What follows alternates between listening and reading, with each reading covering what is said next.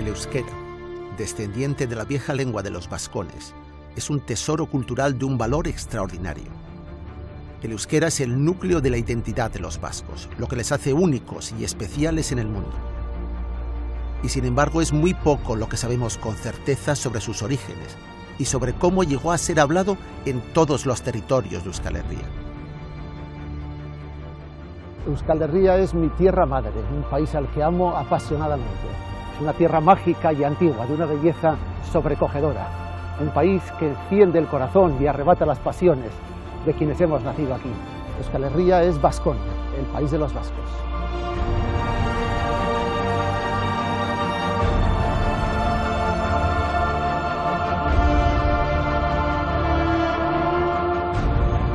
A los vascos nos gusta pensar que nuestra historia como pueblo es un misterio único e indescifrable.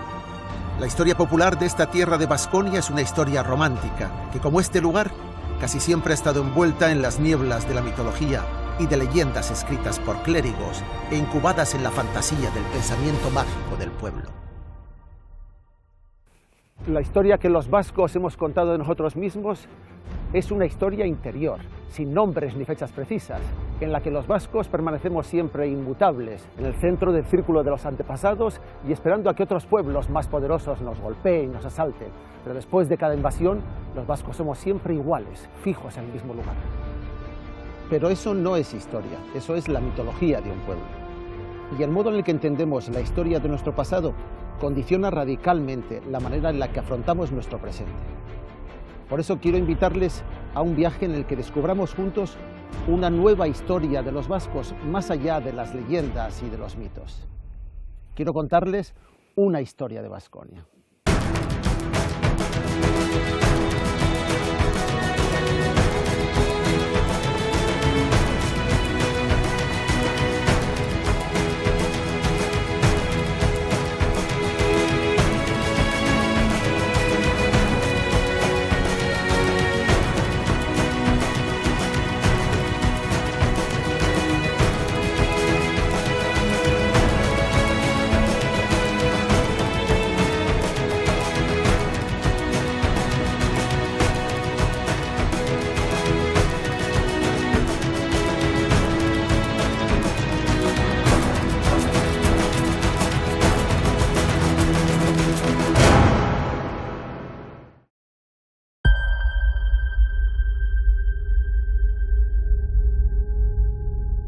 Será una historia apasionada, hecha desde el corazón, pero que no cierre la mente ni los ojos a la nueva luz de los sorprendentes hallazgos que los investigadores y científicos han realizado en los últimos años, que nos están obligando a reconsiderar casi todo lo que dábamos por seguro y que están aclarando las nieblas del horizonte.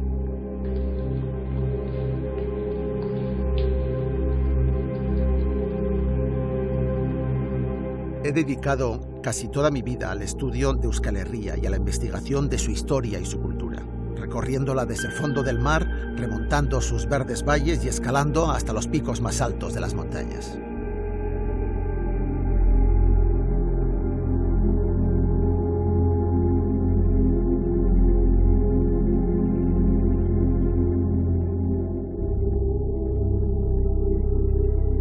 Euskal Herria se traduce literalmente como el pueblo o el país vasco, pero su significado más profundo quiere decir el pueblo, el país del euskera. Y es que el euskera es el núcleo central de la identidad y de la personalidad y de la singularidad vasca. Nada sería igual sin él. Posiblemente el pueblo vasco no existiría como tal si hubiese perdido el euskera, si lo hubiese perdido como lo perdieron todos los demás pueblos que hace 2000 años o poco menos de 2000 años perdieron sus lenguas nativas y originales al pie del latín y de otras lenguas modernas.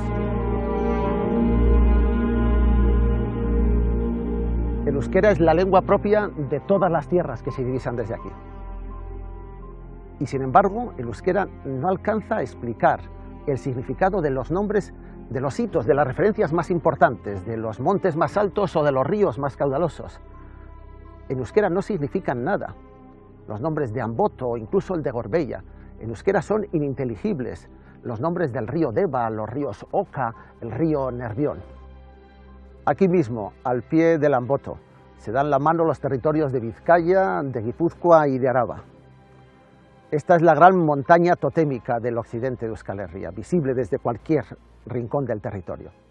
Sin embargo, su nombre, Amboto, no tiene un significado conocido en euskera.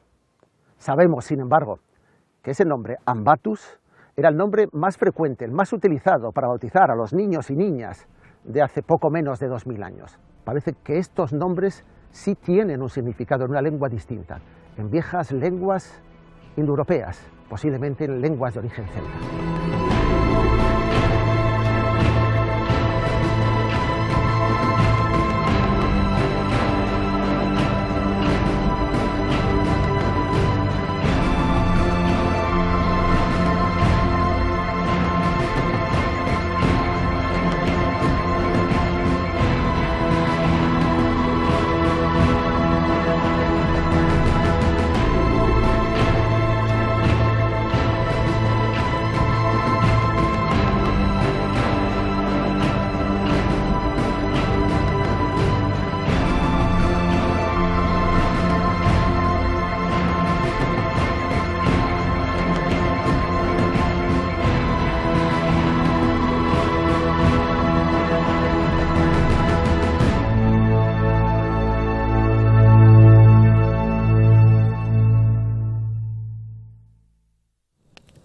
La explicación clásica sobre la lengua que yo aprendí y en la que la gran mayoría de los vascos todavía cree, sostiene que el euskera, en alguna variante antiquísima, ya se hablaba en todas las tierras de la actual Euskal Herria desde la prehistoria, que era la lengua propia de los hombres y mujeres que habitaban las cavernas.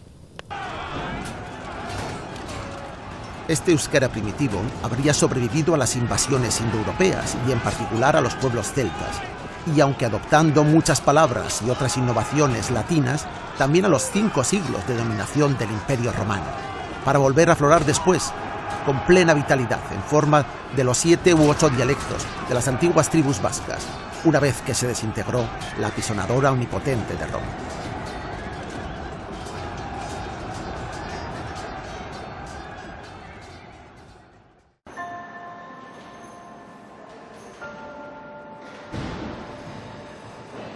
El euskera es una lengua única y aislada, sin origen conocido y a pesar de lo mucho que se ha investigado, sin parentesco directo con ninguna otra lengua del mundo.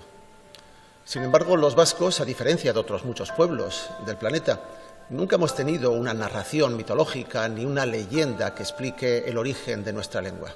Solo sabemos que estamos solos y que nuestra lengua, en algún momento arcaico de su historia, sobrevivió mientras todas las demás lenguas primitivas de Europa se extinguieron.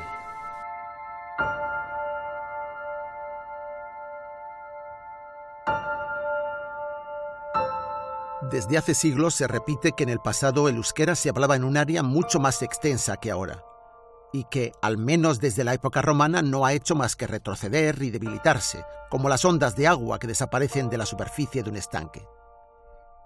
Antes del Imperio Romano habría sido la lengua propia de una vasta región, desde el Garona hasta el Ebro, y desde Andorra hasta el norte de Palencia, hasta llegar a fines del siglo XX, donde sobrevivía con dificultad en una estrecha franja irregular de apenas 40 kilómetros de latitud. Antzina, gaua eta eguna, beti elkarrekin jolasean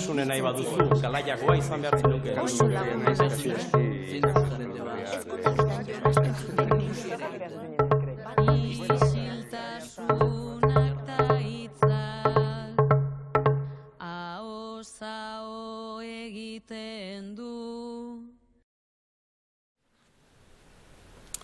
Sin embargo, entre los expertos lingüistas, arqueólogos e historiadores de la última generación, cada vez se oyen con más fuerza las voces de quienes expresan sus dudas científicas sobre la posibilidad de que el euskera fuese la lengua histórica original de todas las actuales tierras vascas.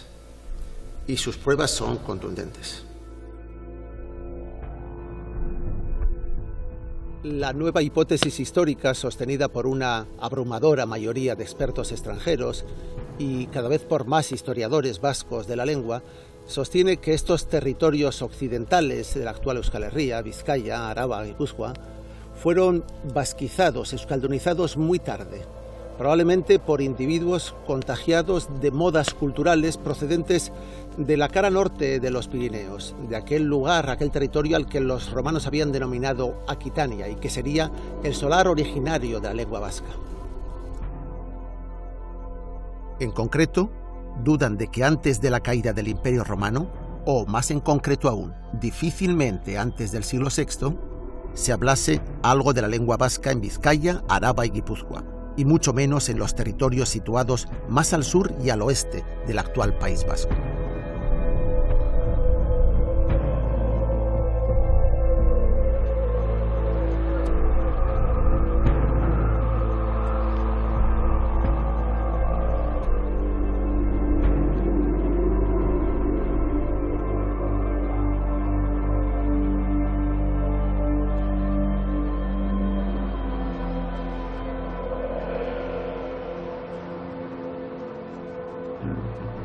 Para intentar descubrir qué lengua se hablaba en Vizcaya y en los territorios occidentales de Euskal Herria hace 2 milenios, pedimos ayuda al lingüista Joseba Baitua y nos citamos con él en un antiguo cementerio del Valle de Arratia, en un lugar en el que la población indígena se enterraba ya desde antes de Cristo y siguió haciéndolo durante la época romana. Vamos a conocer a Secundiano y Licila, 2 arratianos de la antigüedad. Estamos en Lemoa, prácticamente a la misma distancia del Monte Gorbea que del Amboto. Hoy en día aquí se habla euskera vizcaíno y en la variante chispeante y alegre de los arratianos. Pero me pregunto, hace 2000 años, ¿qué lengua se hablaba en Arratia? Este es el primer retrato conocido de un matrimonio vizcaíno, el más antiguo. Es bastante torpe, pero lo que no nos cabe duda es de que se trata de una lápida funeraria que ronda los 1800 años. Es un retrato muy rudimentario, labrado en una piedra de arenisca, pero que representa a un hombre y una mujer. Lo que no tenemos ninguna duda es de que este retrato torpe es el retrato de una pareja que estaba muy romanizada en la época. La prenda que viste el hombre, que está insinuada solo por una leve línea que cruza por delante de su pecho, puede ser posiblemente o una toga o una túnica, pero desde luego es una prenda a la moda romana de aquellos tiempos. Joseba, esta es la lápida que Secundiano le dedicó a su mujer Atia Licila, fallecida con solo 20 años, hace cerca de 1800 años. Este es un matrimonio arratiano, el más temprano que conocemos por sus retratos en la historia. ¿Podemos saber en qué lengua se expresaban en la intimidad, cuando hablaban entre ellos? Yo creo que hablaban una lengua, bueno, la que aparece en la lápida, en un latín provincial. Posiblemente el latín ya era una lengua establecida en esta época para gente de cierto nivel económico. Si acaso había una situación de bilingüismo, estaba el latín por un lado, por encima, y una lengua indoeuropea por debajo. En esta zona, en este valle, hace 1800 años y en épocas anteriores, ¿no se hablaba en euskera? Bien, lo que sabemos casi con certeza es que no antes del siglo VI, y claramente a partir del siglo VI lo que no sabemos es con qué rapidez o en qué grado se empezó a escalonizar esta zona. Pero es a partir del siglo VI en el que el euskera que conocemos actualmente, el euskera que se denomina euskera occidental, del que forma parte el vizcaíno, surge en ese momento, no antes. Basándose en estas inscripciones de Lorriaga y en otras muchas que han aparecido en Vizcaya, Araba y Guipúzcoa, lo que dicen Joseba Baitua y otros expertos científicos como él es que la lengua histórica de estos territorios antes del latín no era el euskera, sino una lengua indígena de tipo celta o indoeuropeo.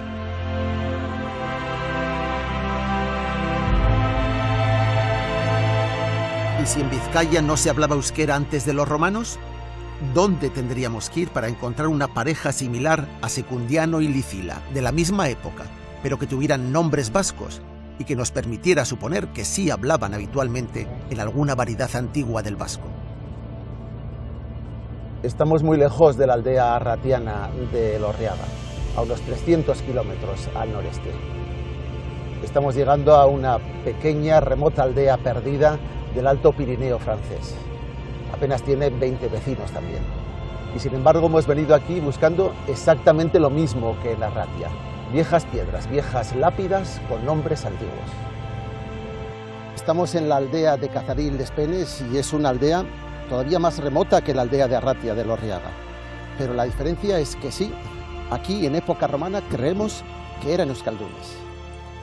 Igual que en Arratia, entre las piedras reutilizadas en la construcción de esta pequeña iglesia románica, encontramos estelas funerarias mucho más antiguas, de época romana.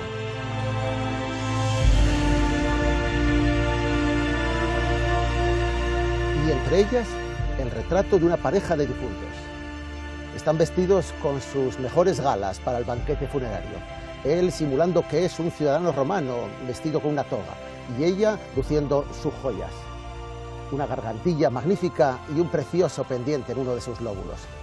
Quien ha realizado esta talla era un esclavo experto, porque ha recogido perfectamente sus rasgos y ha tallado de manera fina y clásica sus esculturas de busto. No tenemos ninguna duda de que estas personas se encontraban perfectamente integradas en la moda del Imperio Romano, pero al mismo tiempo conocemos sus nombres. Ella es Senar, él se llama Otar, hijo de Otarri, y tienen ambos un hijo que se llama Bontar, quien por testamento les ha dedicado esta lápida. Probablemente estas personas eran bilingües, eran vascas y latinas, pero estas personas, sin duda, aquí en el corazón del Pirineo, eran euskaldunes.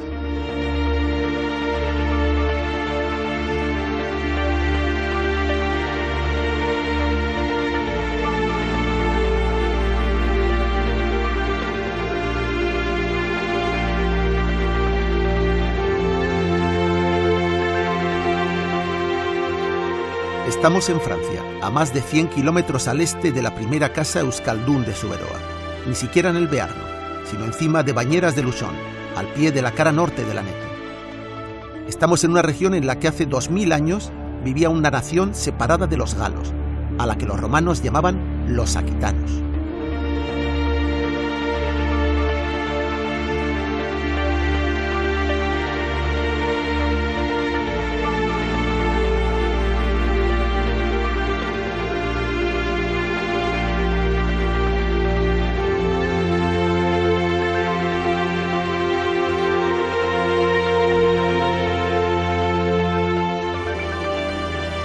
Al pie mismo de la aldea de Cazaril se encuentran las famosas termas de Bañeras de Luchon, una famosísima ciudad balnearia conocida en todo el imperio en la antigüedad.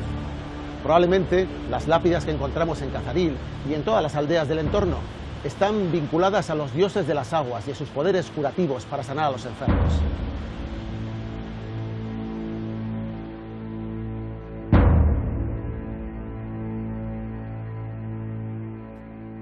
Esta es la tierra habitada antiguamente por los aquitanos, uno de los pueblos que ocupaban la Galia cuando esta región de Europa fue conquistada por los romanos.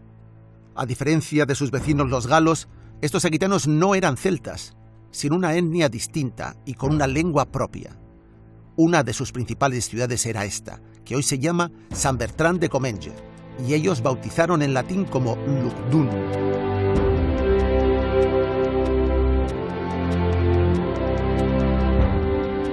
Esta pequeña ciudad medieval, con su desproporcionada catedral, es todo lo que queda de una antigua ciudad romana, una populosísima ciudad romana de más de 60.000 habitantes. Se llamaba Lugdunum y fue creada en el año 72 antes de la era cristiana por el general romano Pompeyo el Grande, prácticamente al mismo tiempo que había creado la ciudad de Pompaelo, la ciudad de Pamplona. Pamplona y San Bertrand de Comenge son ciudades hermanas, son gemelas situadas a ambos lados del Pirineo. Hace 2000 años, por estas calles y entre estas paredes de piedra, los aquitanos autóctonos aprendieron sin duda a hablar y escribir en latín, pero sorprendentemente no perdieron su vieja lengua indígena. Una lengua prehistórica, que es la versión más antigua que conocemos del euskera. Solo aquí, en el centro de la vieja Lugdunum romana, en Comenge, en el Alto Garona, en el centro de los Pirineos franceses, tenemos una enorme abundancia de pruebas y evidencias que nos llevan a pensar que aquí se habló una variante arcaica del euskera en la época romana y aún antes de ellos. Creemos que esta es probablemente la tierra de origen del euskera.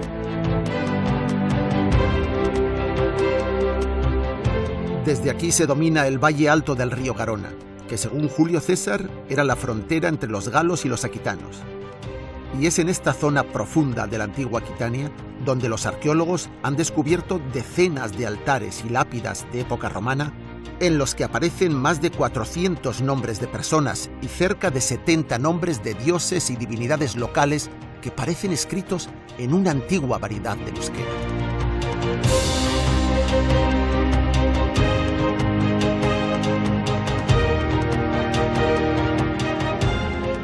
En otras regiones de Euskal Herria, en el oeste, también se están encontrando muchos altares y lápidas antiguas de época romana, pero los nombres de dioses y de personas que aparecen escritos en ellos no son vascos.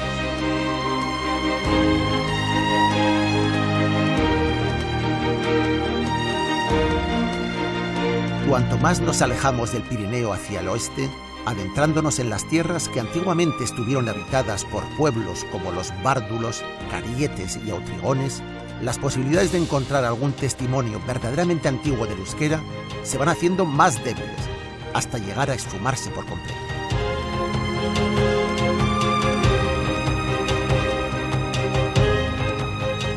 Volamos al oeste de Euskal Herria, a la tierra que en las fuentes antiguas nos dicen que ocupaba el pueblo de los carietes. Aquí se ha conservado la que fue su antigua capital en época romana, la ciudad de Velella.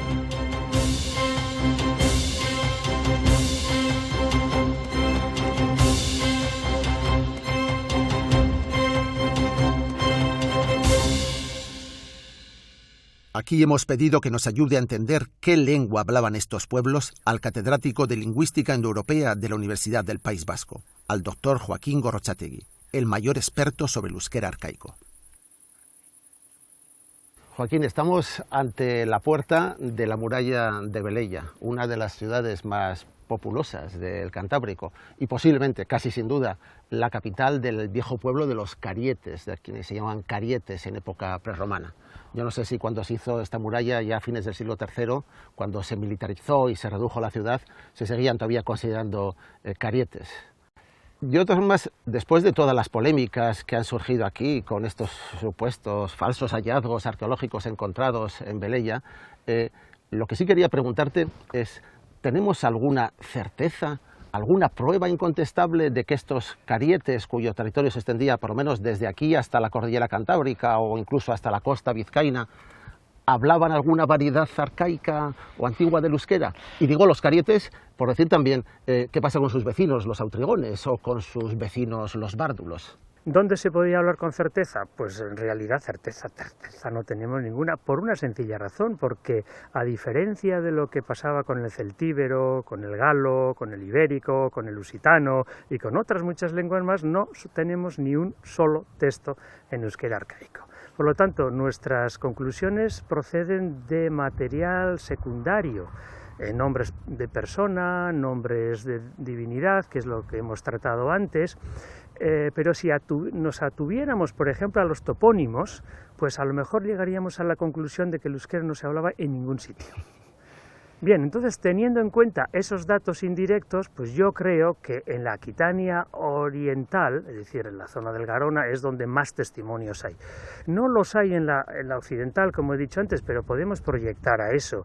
Y en el país vasco peninsular, es decir, en Navarra, el territorio de los vascones, en los últimos años también han salido bastantes testimonios que remiten a una lengua de tipo vasco. Y esto nos lleva a la zona occidental, donde los datos son menores, son más débiles y por lo tanto la probabilidad, o vamos, la certeza de que podamos decir de que se hablaba es a su vez menor. En la línea del horizonte, al norte de Velella, los habitantes de la ciudad romana se despertaban todos los días contemplando el perfil de las altas montañas de Gorbella y Amboto, dos cimas de gran poder mágico y simbólico, que sin duda tenían que tener su propio nombre fijado desde la antigüedad y a las que llamaban en su lengua primigenia. También los ríos mayores, que corren al pie de esas montañas, tenían que tener un nombre propio antiguamente, y no una simple descripción. Estos ríos y montañas del occidente de Euskal Herria tienen nombres que están dedicados a personajes o dioses de origen celta o indoeuropeo. Los grandes topónimos, los nombres de montañas y ríos no descriptivos de Euskal Herria no son vascos, sino que son nombres de dioses indoeuropeos más antiguos. Obviamente, mucho antes de que se extendiese la leyenda medieval de que esta montaña era la casa de una bruja llamada Mari Úrrica, Mari la de Amboto.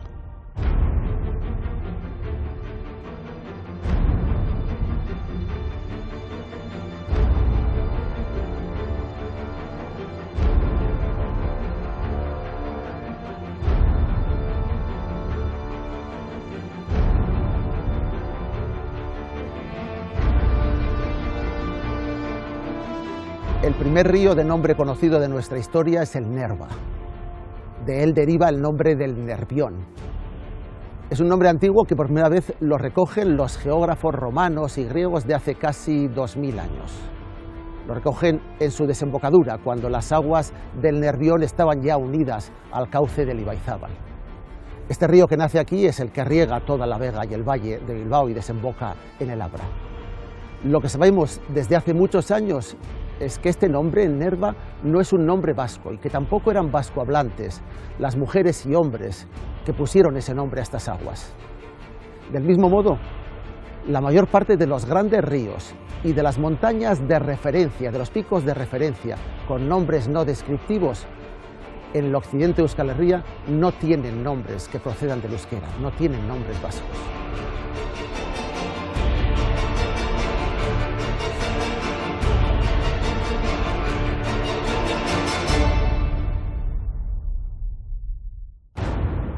Y sin embargo es evidente que hoy en día y desde hace muchos siglos la lengua propia, la más arraigada en estas tierras, es el euskera.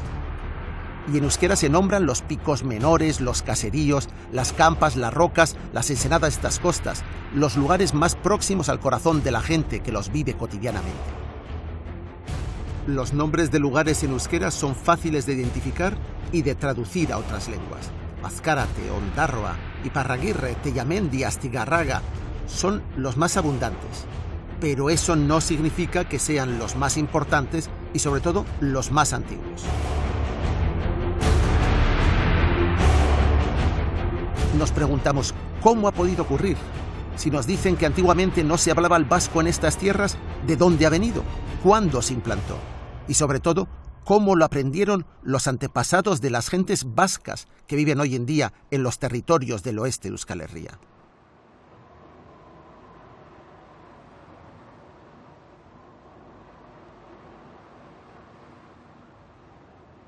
Hasta hace un par de décadas no teníamos una respuesta satisfactoria para estas cuestiones. Pero hoy, aunque con muchas dudas, comenzamos a ponerles cara a aquellas personas que comenzaron a hablar vasco en estas tierras. Las primeras pistas surgieron en los pantanos del noroeste de Vitoria-Gasteiz, y allí vamos a buscar la ayuda del catedrático de Arqueología de la Universidad del País Vasco, Agustín Azcárate.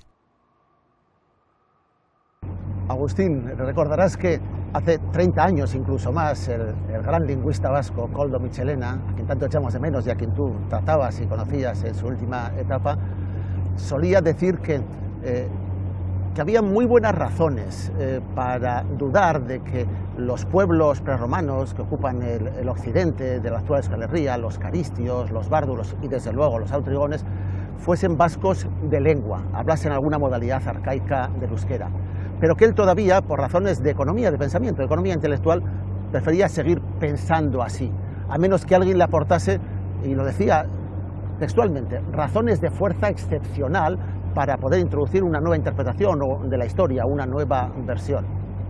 Mitxelena, desafortunadamente, falleció en el año 1987 y no pudo estar al corriente de lo que tú y tu equipo de arqueólogos habíais descubierto aquel mismo año y empezabais a excavar durante una larga serie de campañas que yo creo que son hallazgos que han revolucionado desde luego nuestro conocimiento o nuestras sospechas, al menos de lo que pudo haber ocurrido en esos siglos extraños de la transición entre la caída del Imperio Romano y la creación del reino de Pamplona. ¿Qué pasó aquel año? Aproximadamente a la altura de donde estamos ahora, en el año 1987, fue un año de sequía importante, y también los años siguientes, un chico que entonces era alumno de la facultad, José Ángel Apellaniz, encontró en lo que era una playa restos humanos y restos arqueológicos. En el año 88 hicimos unos sondeos, nos dimos cuenta de la importancia del lugar, y entre el 89 y el 93 hubo 5 años de campañas sistemáticas que permitieron descubrir una necrópolis de más de 100 enterramientos, y siempre pensé que Michelena, con el que tenía trato en sus últimos años, me llamaba Arrijasotzalde, por eso de andar buscando piedras, le hubiera llenado de satisfacción seguramente conocer esta necrópolis y las consecuencias históricas que creemos que tiene. ¿Qué se encontró aquí mismo, debajo de las aguas? Es donde estamos. Encontramos, yo creo que como un tercio, digo un tercio porque solamente un tercio del lugar estaba libre de las aguas. 2 tercios de la necrópolis yo creo que se perdieron para siempre con las aguas del pantano. ¿Y estaría debajo? Estaría debajo de donde estamos, sí. Lo más llamativo era que aparecían con los objetos en vida de los fallecidos y con los depósitos funerarios que los vivos en sus ritos dejaban en la tumba en el momento del fallecimiento. Lo que era sorprendente era la presencia de armamento, una presencia abundantísima de armamento, casi la mitad de las tumbas tienen algún tipo de armamento.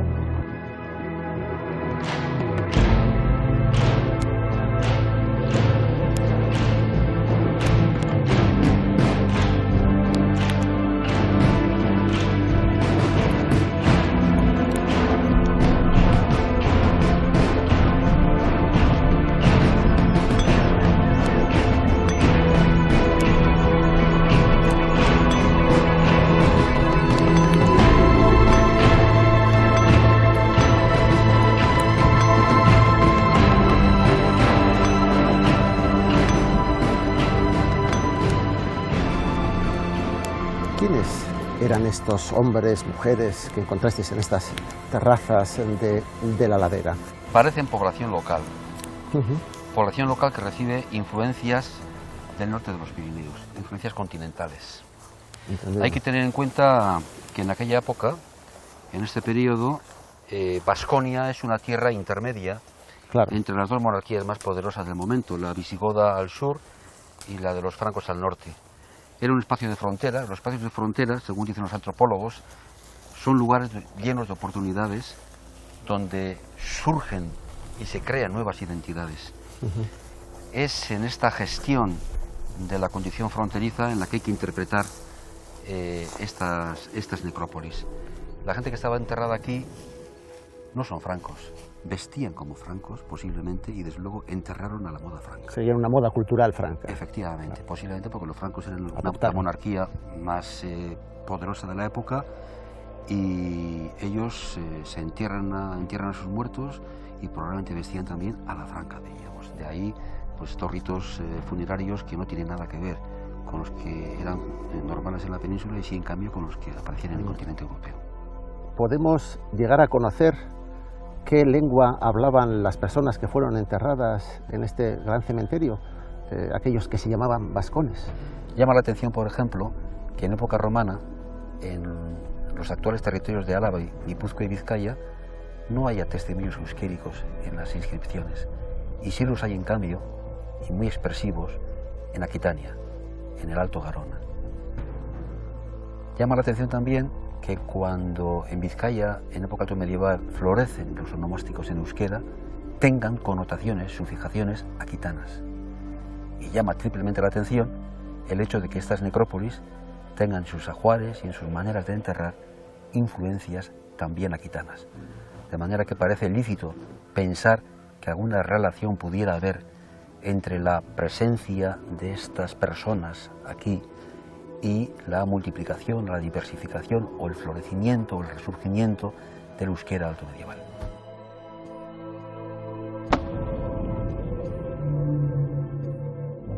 Los hallazgos de Aldayeta no estaban previstos y no encajaban en los libros de historia tradicionales.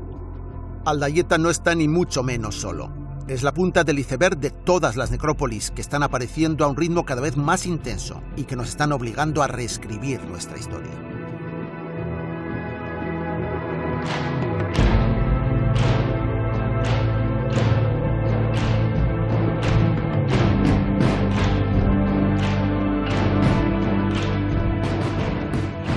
Estamos en el laboratorio de ADN antiguo de la Universidad del País Vasco con la doctora de la Rúa. Ella y su equipo, durante los años que van del 2000 al 2005, realizaron un ambiciosísimo proyecto de investigación genética sobre los restos humanos encontrados en la necrópolis de Aldaieta. Había hombres, mujeres, niños, había una variedad suficientemente amplia como para considerarlos familias. Sí, este es otro de los temas que nos plantearon en principio, si se trataba de un destacamento militar o... definitivamente consideramos que es una población estable, con una estructura demográfica relativamente normal, porque hay más hombres que mujeres, hay que decirlo, pero sí, también existían niños y además enterrados junto a los hombres y a las mujeres. No hay una distinción, lo que podríamos considerar un enterramiento familiar normal, demográficamente hablando. ¿Son autóctonos o son poblaciones alóctonas? Hoy en día en Europa hay una homogeneidad bastante grande en cuanto a la composición genética del ADN mitocondrial y del cromosoma, y las distinciones son fundamentalmente a nivel de grandes continentes entre los africanos, los asiáticos, los europeos, pero nosotros vamos un poco más allá, ampliamos el microscopio a ver los detalles muy finos y vamos buscando aquellas mutaciones que sean pues más infrecuentes en las poblaciones actuales, y nos encontramos que en Aldaieta había mutaciones que eran únicas, lo que nos permite responder que la población de Aldaieta tiene más afinidad con las poblaciones actuales de la cornisa cantábrica que con poblaciones, por ejemplo, centroeuropeas, más del entorno del mundo de los francos antiguos, es decir, afinidad con los grupos locales de la cornisa cantábrica. Sí. En los primeros años, tras el descubrimiento del cementerio de Aldaieta, se pensó que podría tratarse de las sepulturas de un ejército en campaña en una línea fronteriza. Pero esa hipótesis se ha descartado definitivamente. Entre otras razones, porque han aparecido cementerios similares en valles situados mucho más al norte. Así que nos preguntamos, ¿hasta dónde llegaron las familias de las tumbas vasconas? ¿Hasta qué punto de la geografía de Euskal Herria se extienden esas tradiciones culturales de los cementerios con hombres armados? ¿Hasta qué valle se extiende en los siglos VI y VII la presencia de gentes que han adoptado las modas y el estilo de vida a la vascona y que probablemente están hablando la vieja lengua vasca e implantándola en estas tierras que hasta entonces la desconocían? Estamos en la colina de Fínaga, que es el mejor observatorio natural, la mejor perspectiva sobre el valle medio del Nervión. Este es un lugar que se visita raramente, que muy poca gente conoce, sin embargo es un lugar muy céntrico, justo a caballo entre Bilbao, Basauri y Arrigorriaga. Este ha sido un lugar sagrado posiblemente durante más de 2000 años. Estamos en el hombro de lo que fue el viejo castro de la Edad del Hierro de Malmasín, una fortaleza guerrera con más de 2 milenios de vida. Y aquí mismo se alza la ermita de San Martín.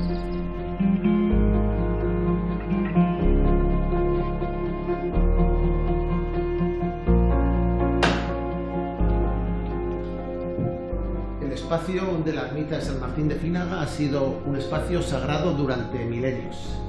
Cuando en el siglo VI llegó aquí un puñado de familias vasconas, debieron encontrar aquí, arruinado, los restos de un viejo mausoleo romano. Ellos consideraron esto un signo sagrado y escogieron este mismo lugar como lugar para enterrarse a ellos y sus familias. Los arqueólogos han encontrado aquí mismo, debajo del suelo, las tumbas de un grupo formidable de guerreros, formidable porque llevaban sus viejas y potentes espadas y sus hachas de combate de estilo franco.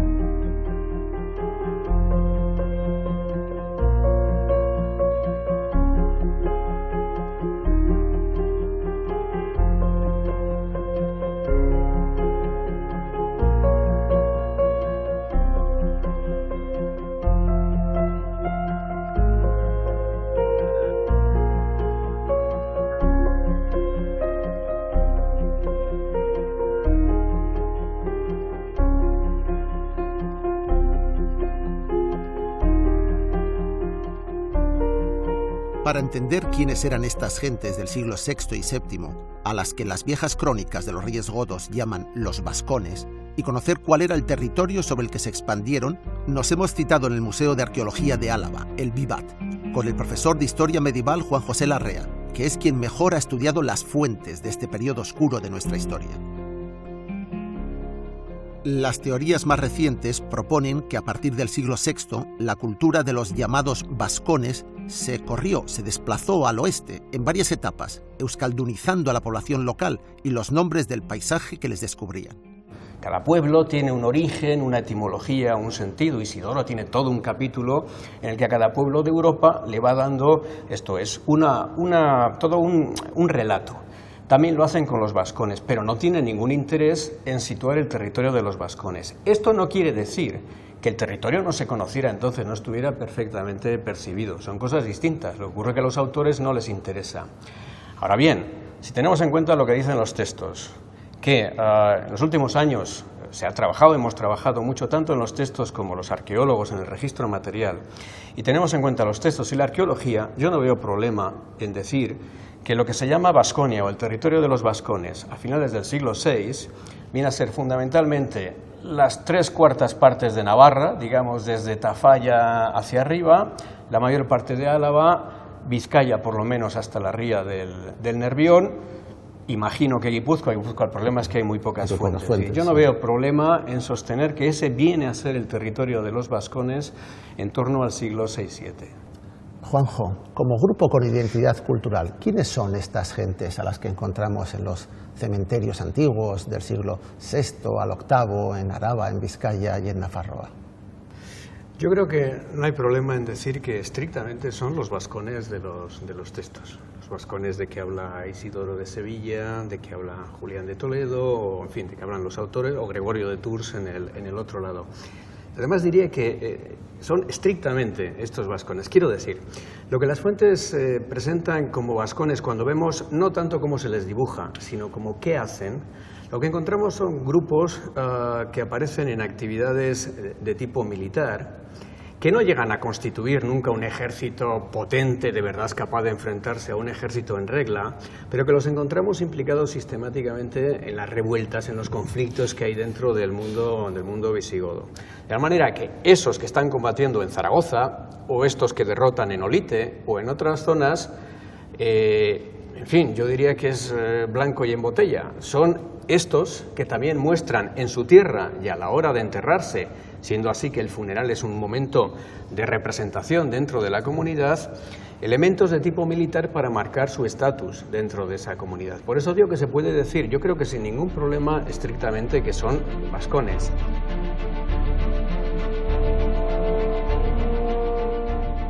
En esta tierra de frontera, este desplazamiento pudo ser forzado por la presión de los francos que empujaban desde el norte, el poder dominante en Europa occidental, que habían conseguido expulsar de la vieja Galia a los visigodos.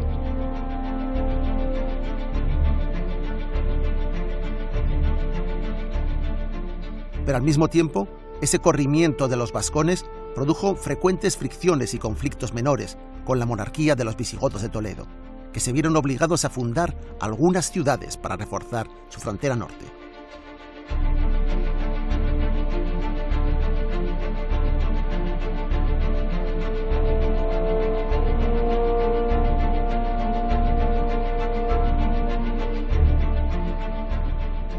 En las partes bajas del Palacio de Cuento de Hadas del actual Olite se distinguen todavía perfectamente los restos de la muralla de una antigua ciudad romana. Estas piedras abultadas son excepcionales entre todos los edificios de la región y forman parte de lo que los expertos reconocen como el típico aparejo, la típica construcción de los edificios públicos romanos del siglo I.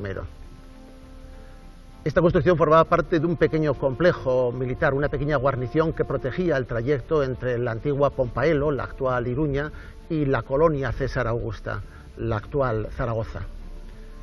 La ciudad decayó, si no se abandonó por completo, por lo menos en el siglo V.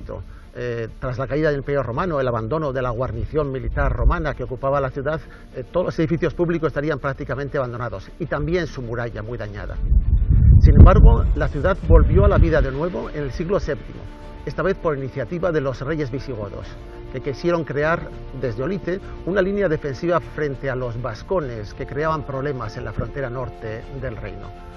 Posiblemente este es el momento en el que se ordenaron las viejas piedras de Olite y pasó a disfrutar de una nueva vida que no tiene, sin embargo, nada que ver con la que le dieron después los monarcas navarros del siglo XV al construir su magnífico palacio actual.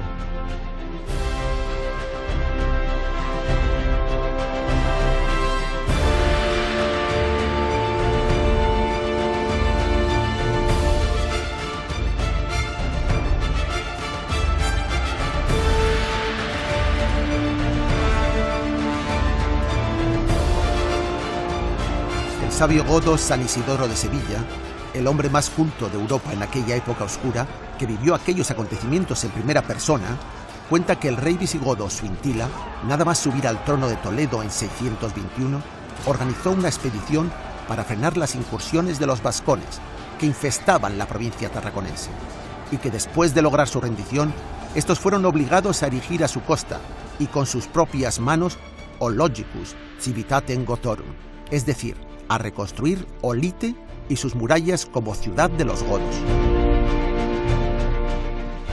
En los palacios de Olite estamos sobre la muralla viva más antigua de Euskal Herria.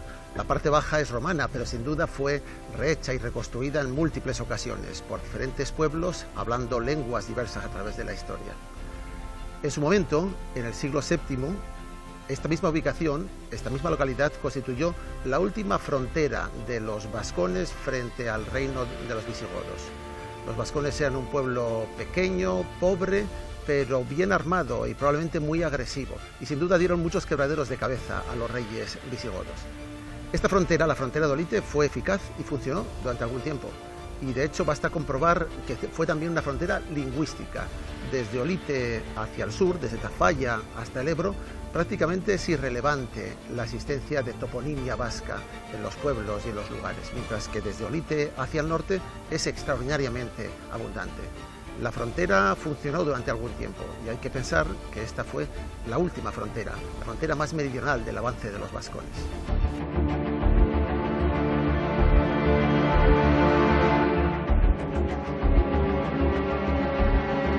De una punta del país de los vascones a la otra, de la Navarra Media a la costa de Vizcaya.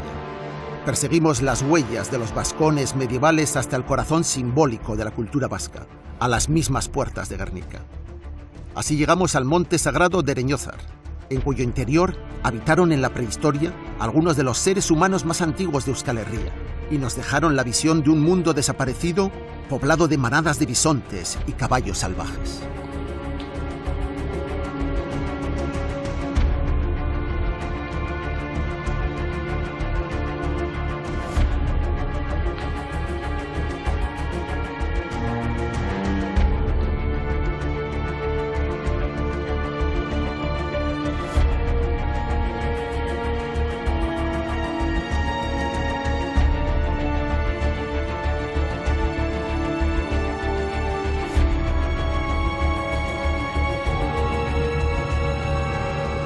Nos habían contado que de aquí salieron los primeros vascos hablando euskera.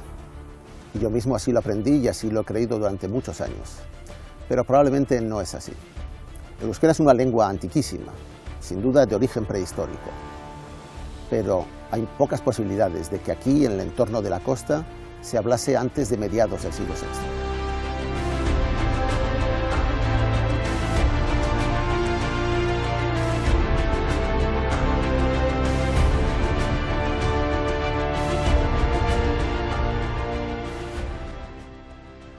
Hace unos años, cuando empezó a conocerse y difundirse el fenómeno Aldaieta, algunos supusieron que los cementerios de hombres armados marcaban un frente de conflicto militar, que eran la frontera de defensa avanzada de los francos frente a los visigodos. Sin embargo, los hallazgos se han multiplicado desde entonces, y los más recientes se han producido en la propia costa de Vizcaya, a muy pocos kilómetros de Guernica y en el pie de la vieja cueva de Santimamiñe. Por tanto, muy lejos de cualquier posible frontera con los visigodos que queramos imaginar. Aquí mismo, en el suelo que estamos pisando en este momento, se han encontrado restos de esqueletos, nuevamente armados con esas espadas y hachas de origen franco de estilo merovingio, que son los esqueletos más antiguos, inmediatamente posteriores a los que encontraban en Barandiarán y Aranzadi en la cueva de Santimamiñe. Fueron ellos quienes razonaron que el hombre prehistórico vasco y el actual eran esencialmente los mismos, y que en consecuencia la lengua podía ser también esencialmente la misma. Hoy esta hipótesis no se sostiene. No se sostiene porque cada vez somos más conscientes de que este no fue nunca un país culturalmente autista y aislado. Y ya sea por mar, remontando las rías, o por los pasos interiores de la tierra, ha estado permanentemente expuesto a contactos, intercambios y mezclas con otras culturas, con otras lenguas. Por su posición periférica, Euskal Herria no habrá sido nunca un crisol de pueblos y culturas, pero mucho menos ha sido una isla al margen del tiempo y del mundo.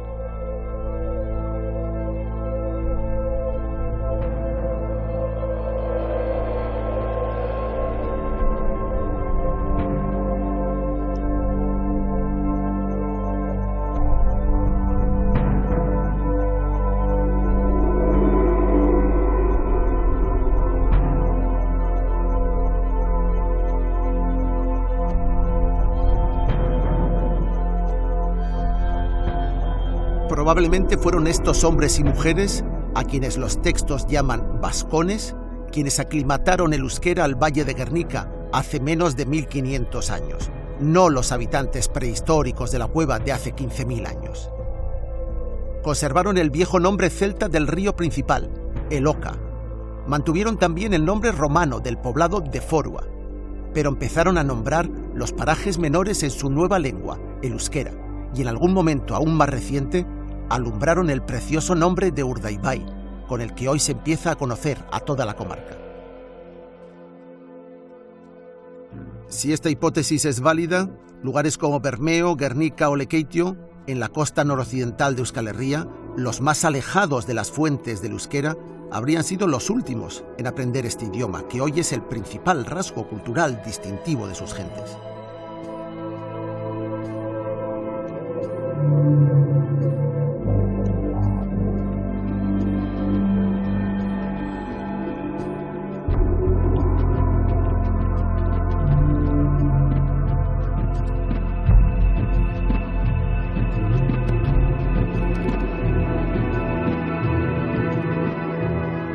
La nueva hipótesis de la expansión tardía del euskera propone que esta lengua, venida de los valles pirenaicos, se consolidó en el entorno de la ciudad de Pamplona y que a partir del siglo VI se contagió a través de la Sakana hacia la llanada alavesa, para después saltar a los valles de la vertiente atlántica de Euskal Herria, dividiéndose en dialectos.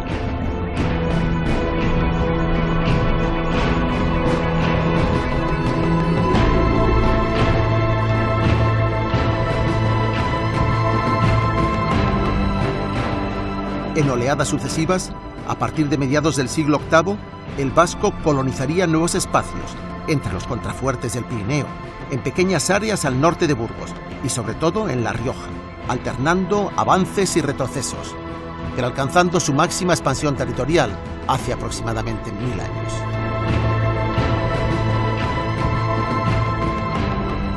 Esta es solo una hipótesis de interpretación histórica. No puede ni pretende ser definitiva en absoluto. Pero lo que sí sabemos es que esta teoría de la euskaldunización, la vasquización tardía, es en este momento la hipótesis que más y mejor explica estas etapas oscuras de nuestro pasado. Aún quedan muchas preguntas por responder, pero lo que hemos aprendido en los últimos años es que las respuestas que hasta hace poco tiempo nos satisfacían no siguen siendo igualmente válidas, porque ahora tenemos nuevas y mejores evidencias históricas.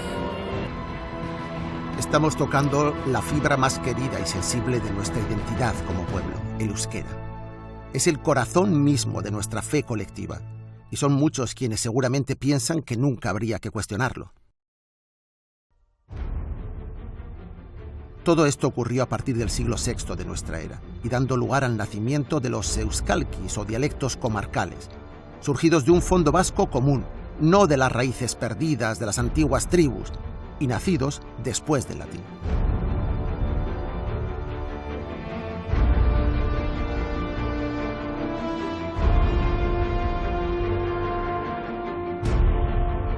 El gran misterio del euskera es su pervivencia, no su procedencia.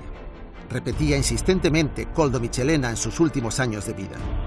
Pero ahora empezamos a vislumbrar también algunas pistas sobre sus movimientos en las edades oscuras en las que se forjó el grupo étnico de los vascos modernos y se configuró ese espacio flexible y abierto que muchos denominamos Euskal Herria, el país del euskera, el país de los vascos.